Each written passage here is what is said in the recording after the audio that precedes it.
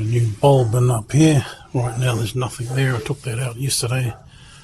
Got the specs for it. Got a couple of replacements. To replace that, basically I've got to start this car up, turn that wheel to the left.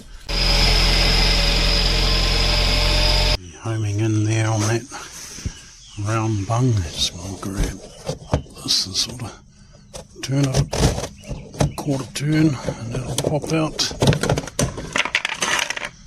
I've got some gloves there, but I now see that these are actually incandescent globes, which means I won't need to use gloves. Typically if you're using halogens, you really want to be using gloves and not touch the glass. Something to do with the oil on your hands, the heat, extreme heat, which can create weak points in the glass and premature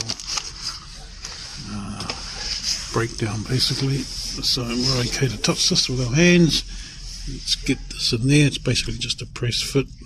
Basically just put that back in the hole and give it a sort of a quarter turn or thereabouts clockwise.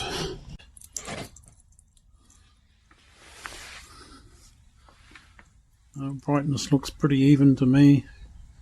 When you buy them in pairs so that you can match the brightnesses, but yeah, I'm not going to change that one. Cap back in there.